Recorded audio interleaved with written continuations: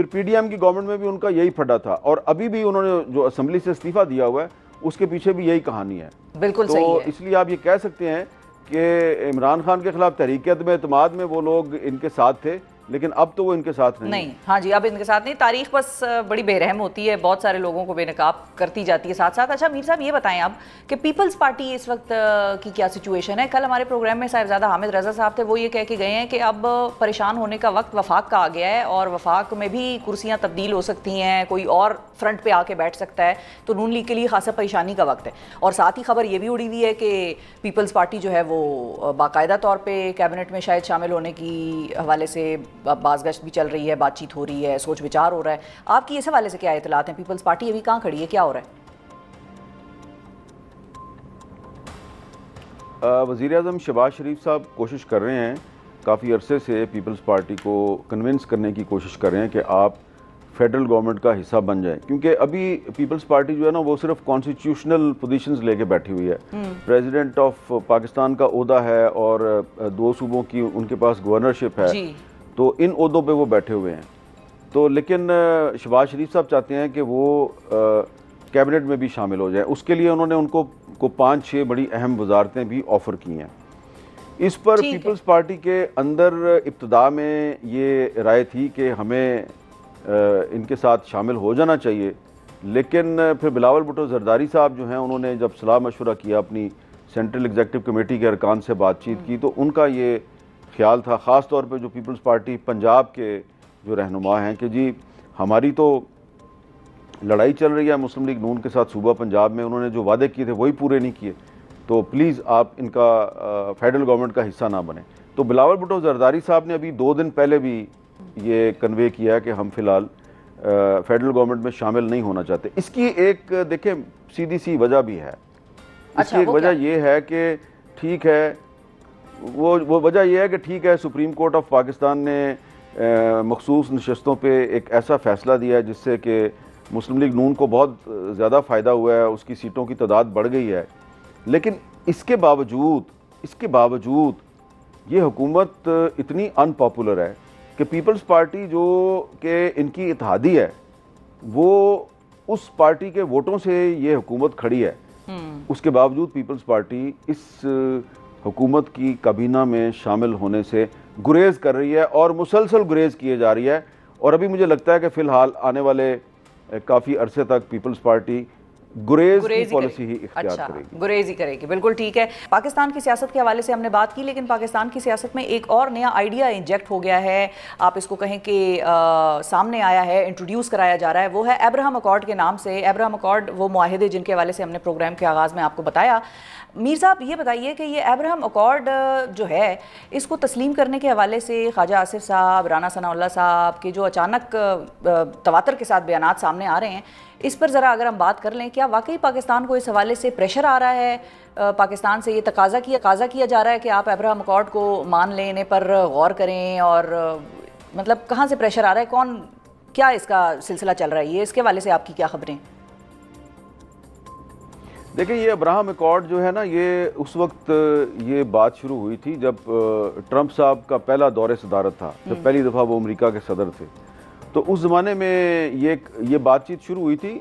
बज़ाहिर इसका मकसद तो ये है ना कि जो मुख्तलिफ मुस्लिम ममालिक हैं वो इसराइल को बतौर एक ममलकत के तस्लीम कर लें, उसके साथ सफारती ताल्लुकात कायम कर लें। असल मकसद तो ये है जी। तो ये ट्रंप साहब के पहले दौर में ये प्रेशर उस वक्त भी पाकिस्तान पे आया था, मैं उसका आई विटनेस हूँ।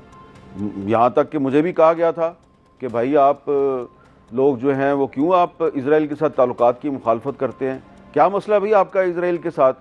और उसके बाद फिर कंपेन भी शुरू हुई थी। आप याद करें ना कि बहुत बड़े बड़े जो पाकिस्तान के सहाफ़ी हैं, टीवी एंकर्स हैं, उन्होंने प्रोग्राम किया था बाकायदा कि इसराइल के साथ सफारती ताल्लुकात कायम करने के क्या क्या फ़वायद होंगे।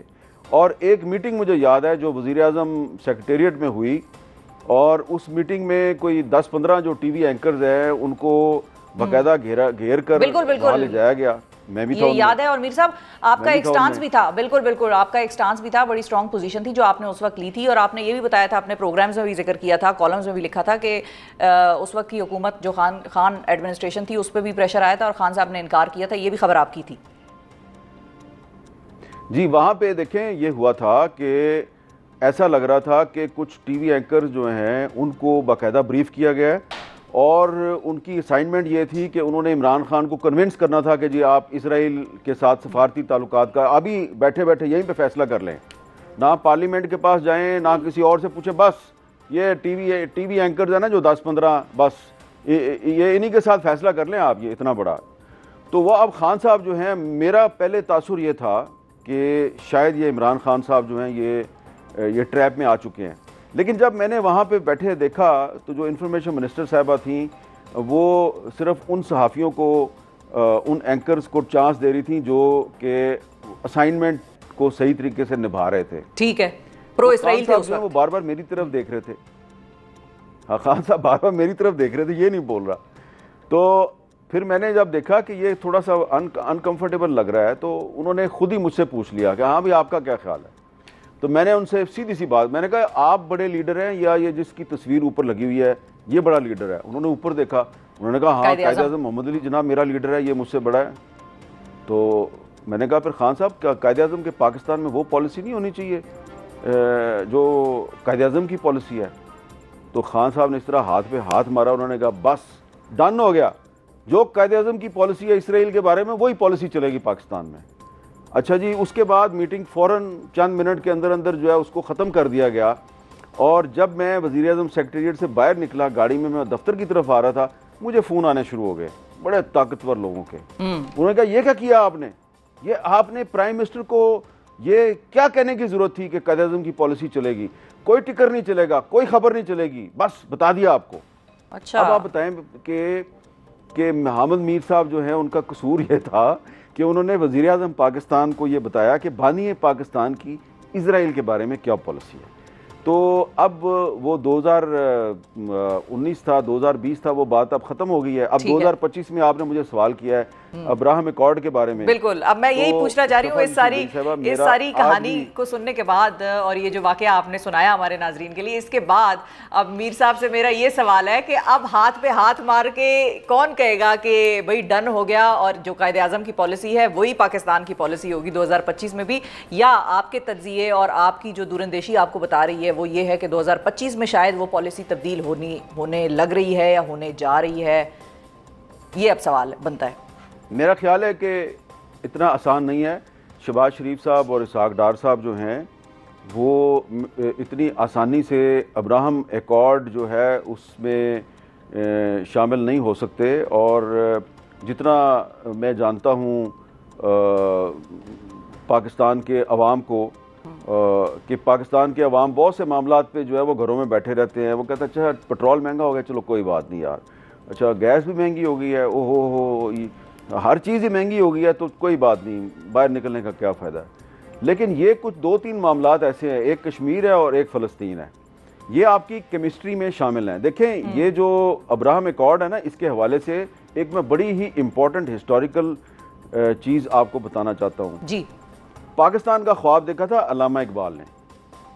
अल्लामा इकबाल ने मुसलमानों को वाज़े तौर पे नसीहत की हुई है। जब वो एक फ़लस्तीन कॉन्फ्रेंस में शिरकत के लिए मस्जिद अक्सा में गए और फिर वहाँ से वापस आए तो उन्होंने एक बात कही थी। उन्होंने कहा था कि ये जो अरब ममालिक के बादशाह हैं ना, फ़लस्तीन के मसले पे कभी भी इनकी विजडम पर और इनकी पॉलिसी पर एतमाद ना करना।